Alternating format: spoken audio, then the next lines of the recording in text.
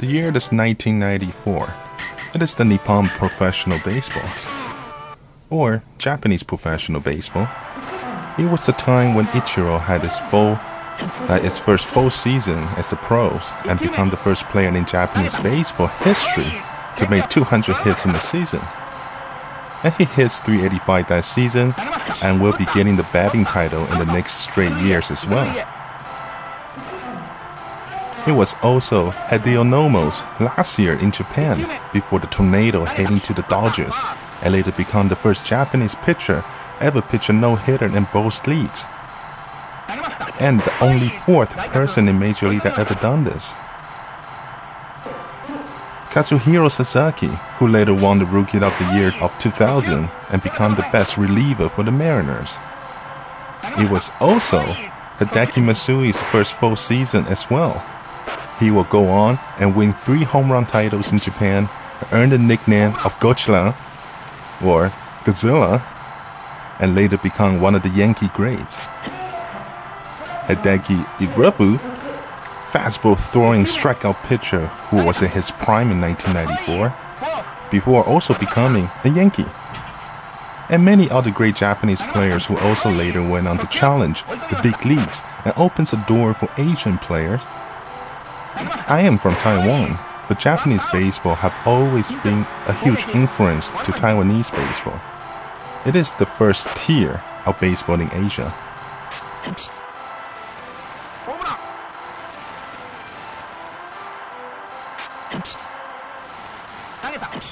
This was a special year for me because it was how I know those players, not the major league. But in Japan baseball, they were all superstars. It was also when I first started collecting baseball cards. So back to the game. It is Super Power League 2 for the Super Nintendo or Super Famicom, released in 1994 by Hudson Soft. At the time, this game was very advanced.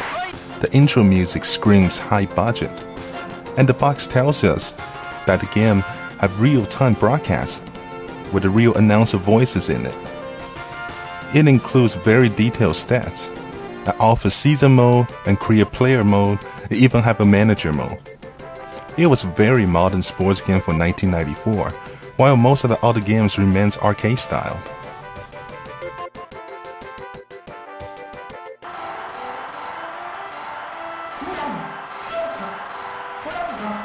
The pitch and hit animation is smooth and realistic for the 16-bit era, and some animations are made to represent its real-life counterpart as well, such as Nomo's pitching. The gameplay can be difficult at first, but once you get the timing of the game, it becomes challenging, but like in a good way.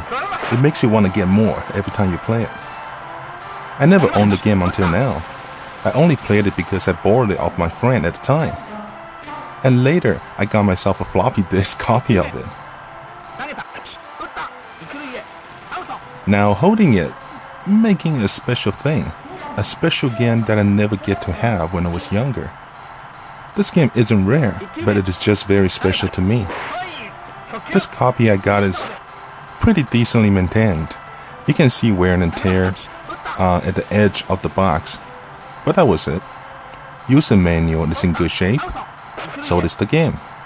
The user manual is all in color, which is pretty cool.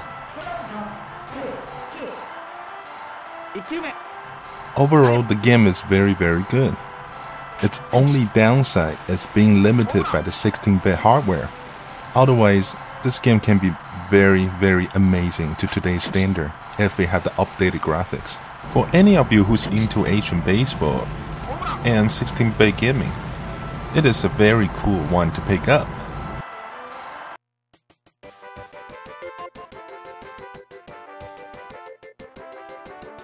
Baseball, it's a universal sport. It is the only team sport that doesn't judge you by your predefined physical ability. It doesn't matter if you're tall or short, big or small, or if you're blind, anyone can play baseball. And everyone has some areas of advantage. It is a team sport, it is a sport for strategy, and it is also full of contact. It can be one-man show. It accepts female players as equals. It is a sport for quick thinking, and yet tests your patience. You have over 100 years of history and over 100 years of professional level pedigree. And yet, here in Canada, fans are generally less likely to explore anything outside the realms of Major League Baseball. Personally, I know about MLB, I know about MPB, and also know about my hometown CPBL. But I also read a little about the Korean League, a little something about the Australian leagues, heck, even some of the Euro leagues. There are some bits and pieces of information about South American baseball as well. The growth and struggles of the China baseball the past 10 to 15 years. And an amount of Japanese players that plays for the Team Brazil for the last WBC. I read a little bit about that and why that is. That was an interesting story. I'm not calling myself a know-it-all about baseball, but I'm always interested to know all about it. I think for anything, not just baseball, we should always explore more instead of staying in our comfort zone all of the time. The world is a small place now. We can get anywhere within 10 to 20 hours of time with an affordable price. And yet, it is difficult to have a conversation with the people that I have encountered here in North America about anything that's outside Major League Baseball. But that's too bad because baseball itself, it's a beautiful thing. Doesn't matter in what country, it is a beautiful thing.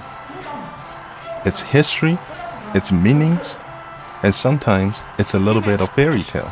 You promised a kid in the hospital that I'd hit 2 home runs. Yeah, what, no good? No, it's no good. It's terrible. I mean, you don't hit home runs like that. It's hard to hit home runs. And where the heck did you get 2 from? Well, 2 is better than 1. I wish more people can get in touch and read more about the sport all over the world. You might just find the most amazing stories from the most unexpected place. And believe me, somehow, in some way, you can always link it back to your very own beloved versions of baseball.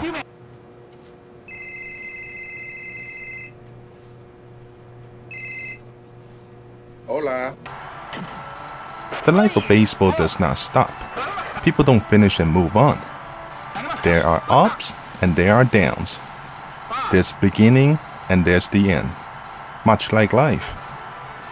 There's much to learn for yourself to become a better player, or for the people to become a team player, to handle the politics, and to be responsible to those who cares about you, your fans. Or if you're not a pro, your family and friends who support you. Many players have their own rituals, much like religion. And baseball is also evolving with the updated rules all the time. But sometimes those rules get taken away, just like our science. It continues to revision and redefine its rule, just like science. It is also love. The love of their team, and swears never leave it until retirement do them part. Or the love of the game, who respects the game and refuses to cheat their way around. How many times you heard a nobody ex-pro player who speaks about how much they cherish their times when they're playing baseball? I know I have heard a lot. It is truly a beautiful thing. Thank you very much for watching. I will see you next time. Take care.